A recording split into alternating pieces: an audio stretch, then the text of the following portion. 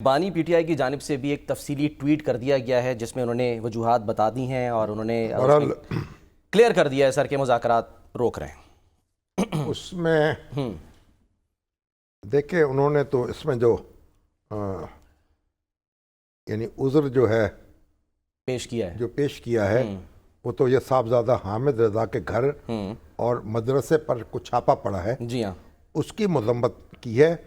اور کہا ہے کہ یہ اردلی حکومت ایک جانب مذاکرات کا ڈھونگ رچا رہی ہے اور دوسری جانب انسانی حقوق کی خلاف ورزیاں جاری رکھے ہوئے ہیں۔ ہم اس چھاپے کے بعد مذاکرات کا عمل فوری طور پر روک رہے ہیں۔ مذاکراتی کمیٹی کے ترجمان اور ہمارے اتحادی کے گھر پہ چھاپا ہماری مذاکراتی کمیٹی پر حملہ ہے۔ اس دوغلے پن اور بدنیتی پر مبنی مذاکراتی عمل سے کوئی خیر برآمد نہیں ہو سکتی۔ اس کا مطلب یہ ہوا کہ جو 7 دن کی مہلت دی گئی تھی اور کہا گیا تھا اس دوران میں کمیشن بنا دیں اور گوہر صاحب نے کہا کمیشن کیونکہ نہیں بنا، اب اس میں بھی ایک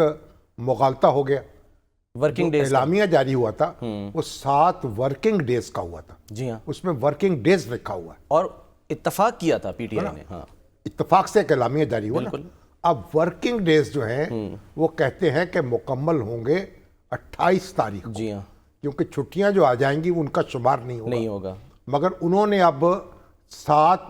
دن بنا دیا ہے، ورکنگ کا لفظ نکال دیا۔ ٹھیک ہے، تو انہوں نے تو یہ کہا کہ کیونکہ کمیشن قائم نہیں ہوا اس لیے مذاکرات کا عمل جاری نہیں رکھا جا سکتا، مگر عمران خان صاحب جو فرما رہے ہیں وہ یہ ہے کہ کیونکہ حامد رضا کے گھر پر حملہ ہوا نا، ان کے دفتر پر اور گھر پر ایک چھاپا پڑا ہے، اس لیے ہم اب مذاکراتی عمل روک رہے ہیں۔ وہ یہ ریزن دے رہے ہیں، انہوں نے کہا میں نے اپنی جماعت کو ہدایت جاری کی ہے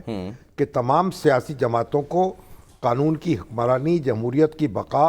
انسانی حقوق کی پابندی کی خاطر اعتماد میں لیں اور اس جعلی حکومت کے خلاف گرینڈ قومی ایجنڈے پر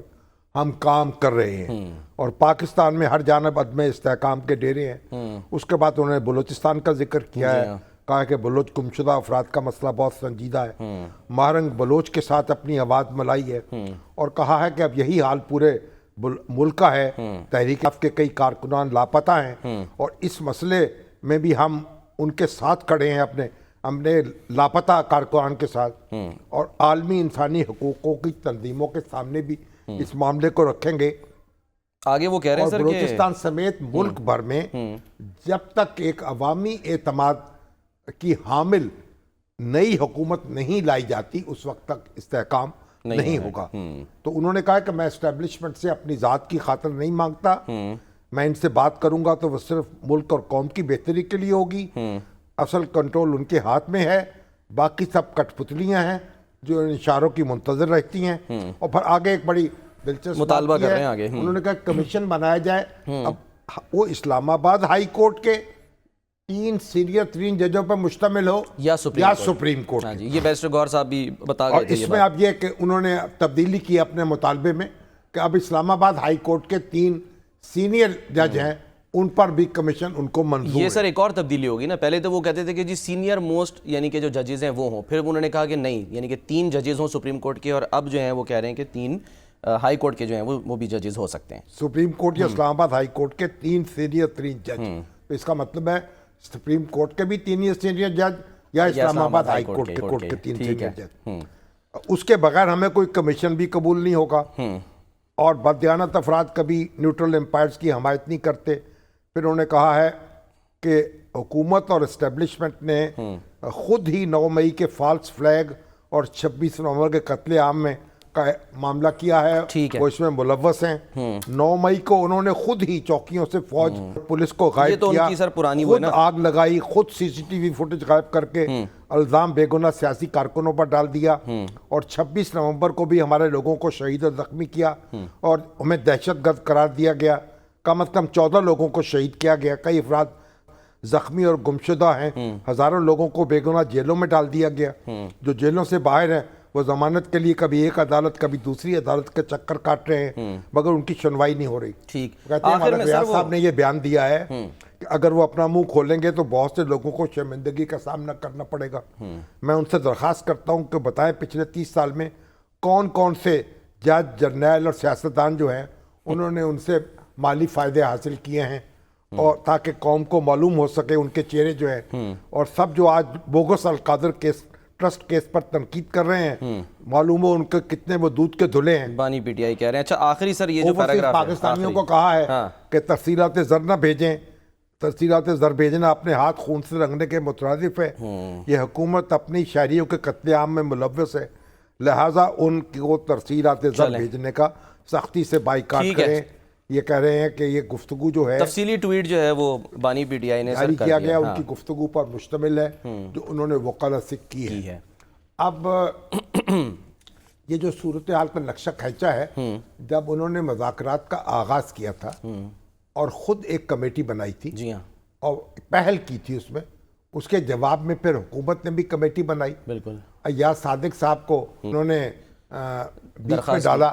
اب وہ اس کے نگران مقرر ہوئے, جی ہاں, اور پھر گفتگو کا آغاز ہوا. اور 6 ہفتے تک تو پی ٹی آئی کے وفد نے اپنے تحریری مطالبات ہی پیش نہیں کی. 42 دن ایگزیکٹلی, ہاں 42 دن تک کہہ رہے ہیں لگے ان کو. 6 ہفتے اس میں گزر گئے تو اس سے زیادہ, بلکہ یہ 6 یا 7 ہفتے, اس کے بعد انہوں نے تحریری صورت میں اپنے مطالبات دیے. اب اس پہ حکومت نے رد عمل دینے کے لیے وقت مانگ لیا. اب وہ 7 ورکنگ ڈیز جو ہیں وہ مکمل نہیں ہوئے, اس لیے عرفان صدیقی صاحب نے ان سے گزارش کی تھی کہ بھئی آپ لوٹ آئیں, واپس آ جائیں, یہ بات چیت کا دروازہ بند نہ کریں, کیونکہ اس میں پیچیدگیاں پیدا ہو جائیں گی تو پھر معاملات بڑھ جائیں گے. لیکن بہرحال اب انہوں نے یہ فیصلہ کیا ہے کہ وہ نہیں جائیں گے, اور جو بھی انہوں نے کہا ہے خان صاحب نے وہ تو ہمارے سامنے ہے. اب ان کا لاہے عمل کیا ہوگا, یعنی پہلے جو یہ ساری باتیں تو ان کے سامنے تھی, جو موجودہ حکومت کی پوزیشن ہے